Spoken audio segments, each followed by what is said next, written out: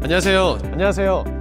제리스의 장재원 과장입니다. 장재원 과장입니다.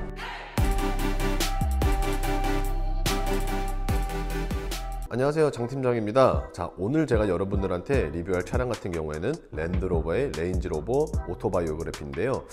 설명드릴 게 너무 많다 보니까 제가 직접 이렇게 오늘은 카메라를 들고 리뷰를 찍게 되었습니다. 우선 앞에 있는 차량 같은 경우에는 24년식이 아니라 23년식의 모델인데요. 그래서 이 부분 참고를 해봐 주시면 될 것 같은데, 실질적으로 23년식과 24년식에 대한 차이가 그렇게 크지는 않습니다. 특히 외관의 부분에 있어서만큼은 크지는 않고 실내에 있어서 조금 큰 차이가 있다라고 말씀을 드릴 수 있을 것 같은데, 그 부분은 제가 실내 촬영을 하면서 말씀을 드리는 걸로 하고, 참고로 23년식임을 감안을 해서 봐주셨으면 좋겠는데요. 오늘의 차량 같은 경우에는 외장 컬러는 후지 화이트, 우리가 흔히들 알고 있는 화이트 컬러라고 보시면 되고요.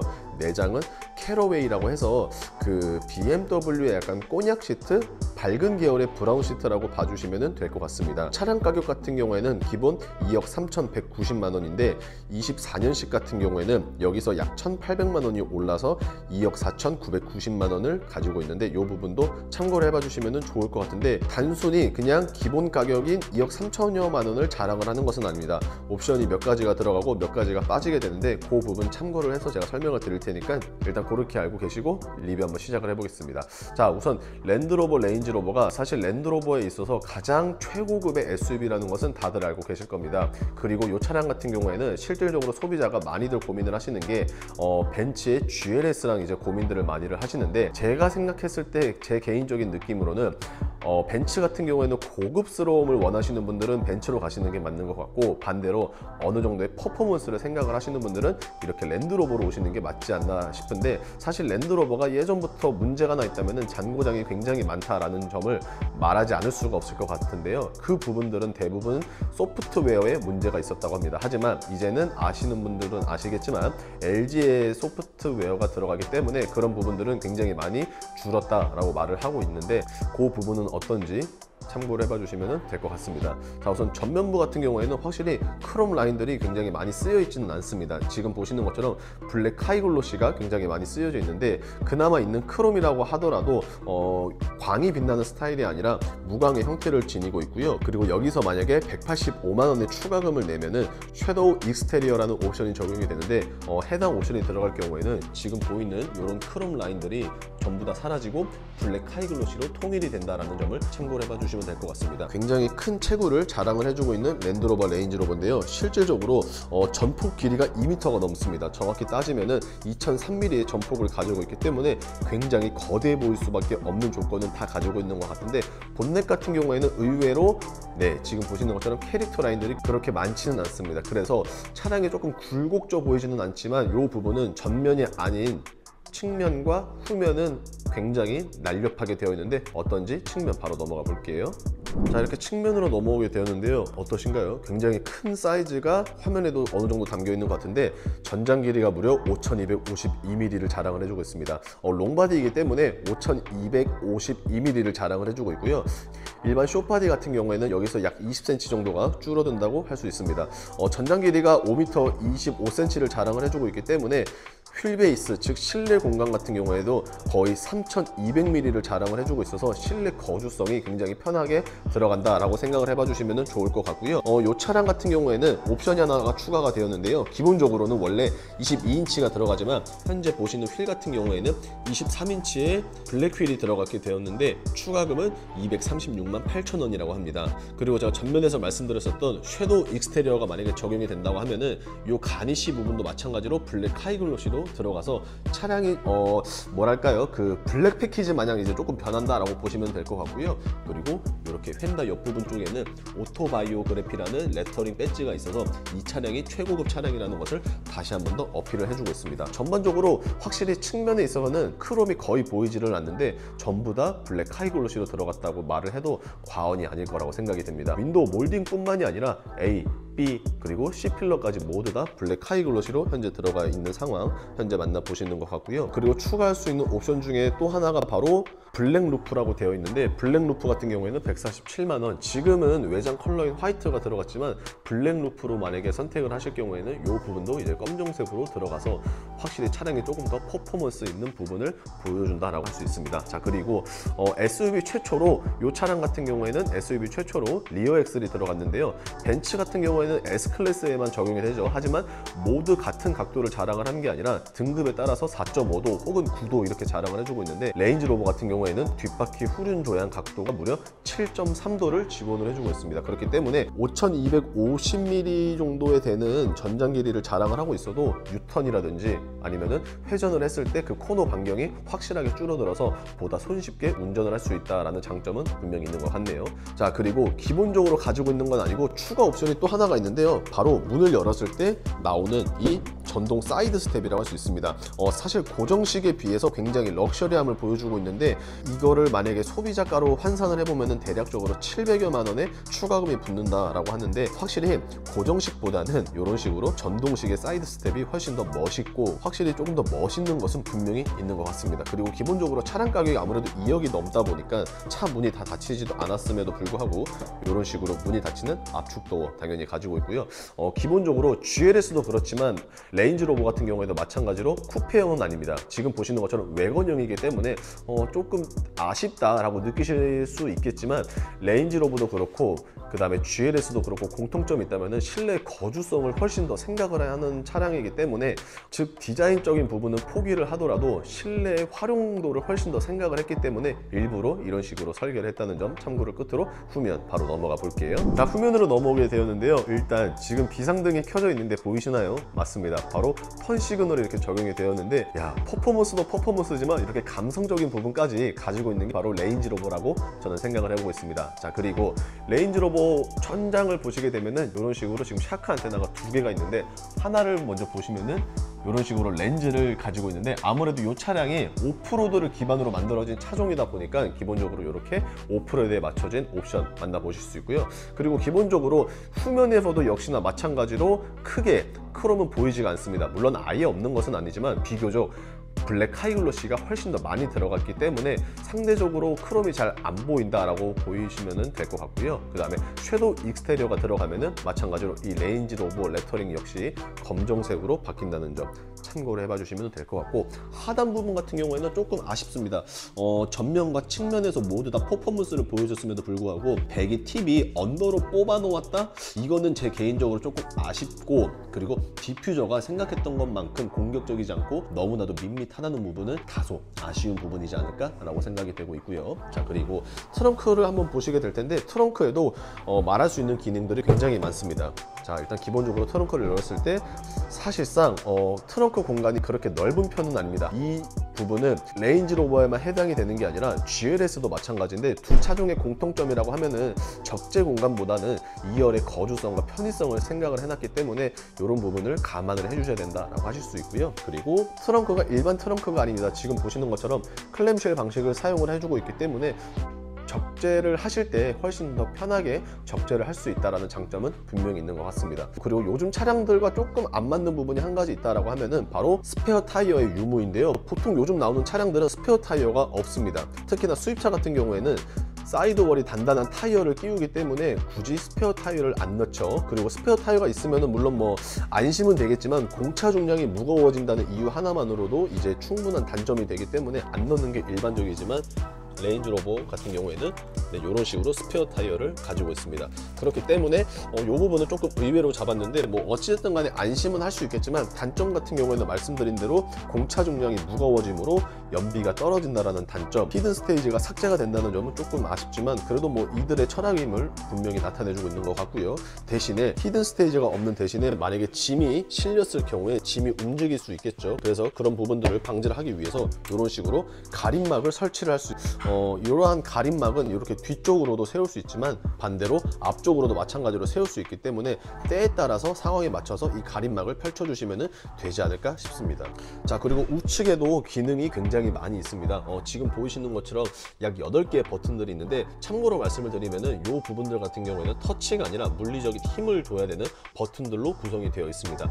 가장 아래쪽부터 설명을 먼저 드리면은, 기본적으로 폴딩 기능을 이제 담당을 해주고 있는데요. 4대 2대 4의 비율이 아니라 6대 4의 비율로 왼쪽과 오른쪽을 원터치로, 즉 전자동으로 폴딩 혹은 시트를 세울 수가 있습니다. 만약에 버튼을 눌러주시게 될 경우에는 지금 보이시는 것처럼 이런 식으로 폴딩이 현재 되고 있는데, 조금 아쉬운 게 있다면은, 폴딩이 돼서 좋기는 하지만 그 각도가 우리가 흔히들 예상하거나 생각하는 180도의 각도를 자랑을 해주고 있는 건 아니고요. 대략적으로 봤을 때 뭐 한 120도 정도밖에 되지를 않습니다. 그렇다 보니까 이런 부분들은 조금 아쉬운데, 뭐 2차로 사실 차박을 하실 분들은 없기 때문에 그냥 이런 식으로 공간을 조금 더 늘릴 수 있다라는 부분에 초점을 맞추시면 될 것 같고, 그리고 전자동이라서 좋기는 하지만 사실 조금 속도가 많이 느립니다. 그래서 우리나라 한국인들 정서에는 조금 미치지 못하는 속도감을 자랑을 해주고 있는 게 안타까운 점으로 뽑히고 있고요. 그리고 폴딩 버튼 위에 있는 부분 같은 경우에는 에어서스가 장착이 되어 있기 때문에 지상고의 높낮이를 조절할 수 있는 부분들, 이 3개의 부분 같은 경우에는 러기지 스크린을 담당을 해주고 있다고 보시면 되는데, 지금처럼 이렇게 오토로 만약에 불이 들어가 있으면은 트렁크가 열렸을 때 지금 보시는 것처럼 러기지 스크린이 거쳐지고, 반대로 트렁크를 닫으면은 러기지 스크린이 다시 펼쳐진다 라고 보시면 되고, 오토뿐만이 아니라 이런 식으로 전자동으로 러기지 스크린을 접었다 폈다 할 수 있는 기능 또한 가지고 있어서 굉장히 고급스러우면서도 동시에 럭셔리한 차종이 아닐까 라고 생각이 되고 있는데, 실내도 굉장히 대박스러운 점들이 한두 가지가 아닙니다. 그런 부분들이 어떤 게 있는지 빠르게 한번 넘어가 볼게요. 자, 먼저 1열에 대한 리뷰를 한번 시작을 해볼 텐데요. 우선 문을 열게 되면은 제가 아까 말씀드린 대로 브라운 계열의 시트인데 조금 밝은 톤을 자랑을 해주고 있어서, 개인적인 느낌으로는 BMW의 꼬냑 시트랑 약간 비슷한 느낌이 있지 않나 라고 생각이 되고 있습니다. 그리고 레인지로버에 사용된 가죽 같은 경우에는 세미 아닐렌 가죽이라는 건데, 굉장히 고급스러운 가죽으로 유명합니다. 우리가 흔히들 알고 있는 나파 가죽 있잖아요. 나파 가죽보다 훨씬 더 윗등급에 있는 가죽 등급이기 때문에 착자감만큼은 굉장히 부드러운 편에 속한다라고 생각을 해봐 주시면 될 것 같고요. 좌측의 도어 쪽을 먼저 보시게 되면은 메모리 시트가 총 3가지를 지원을 해주고 있습니다. 그리고 나머지 부분들은 뭐 여느 자동차와 크게 다를 게 없는데, 1열에서도 뒷좌석의 썬블라인드도 조절을 할 수 있기 때문에 그런 부분들을 통해서 2열을 조금 더 신경을 쓰지 않았나 라고 생각이 되고 있고요. 그리고 기본적으로 보셔서 아시겠지만 굉장히 고급스러우면서도 럭셔리한 부분들이 상당히 많은데, 탑승을 해서 어떤 게 있는지 바로 한번 이어가 볼게요. 자, 탑승을 하게 되었는데요. 이 계기판마저도 굉장히 럭셔리하면서도 동시에 고급스러운 느낌이 보여주고 있습니다. 그리고 핸들 같은 경우에도 많은 기능들을 가지고 있기 때문에 차량을 조금 더 편하게 주행을 하실 수 있다라고 생각이 되고 있고요. 디스플레이 같은 경우에는 기본적으로 이제 LG 디스플레이가 들어갔는데, 이 디스플레이가 일반 플랫형이 아닙니다. 살짝 보이실지는 모르겠는데 살짝 각도가 휘어 있죠. 그렇기 때문에 이게 뭐 불량이 아닌가라고 생각을 해보실 수 있겠지만 전혀 그렇지 않습니다. 이 디스플레이가 이렇게 살짝 휘어 있는 이유는, 야간에는 상관이 없겠지만 날씨가 정말 좋은 주간에 운전을 하면은 햇빛에 반사가 되어서 화면이 잘 안 보이는 경우가 종종 있는데, 그런 부분들을 방지하기 위해서 일부러 이렇게 디스플레이를 휘어놨다라고 봐주시면 될 것 같고요. 그리고 제가 아까 전면에서 말씀드린 것처럼 23년식과 24년식 거의 동일한데 실내에서는 조금 차이가 있다라고 말씀을 드렸는데, 그 부분들이 있다면 바로 이 부분이 되겠습니다. 지금 보이시는 이 공조 버튼들이 24년식에는 전부 다 사라지고, 이 기능들이 모두 다 디스플레이 안으로 들어가게 되어서 여기가 조금 더 깔끔한 이미지를 준다라고 생각을 해봐 주시면 좋을 것 같고요. 그리고 시동 거는 버튼은 바로 이쪽에 있습니다. 기어봉을 기준으로 우측에 있고요. 그리고 랜드로버 확실히 오프로드를 잘 담당을 해주는 브랜드라서 그런지 이렇게 지금은 오토로 현재 되어 있지만, 이 부분을 눌러주시면은 조그 셔틀이 튀어나오게 되는데, 이 조그 셔틀을 통해서 지금 보이시는 것처럼 드라이브 모드를 설정을 하실 수가 있다는 장점 분명히 있는 거라고 저는 생각이 되고 있습니다.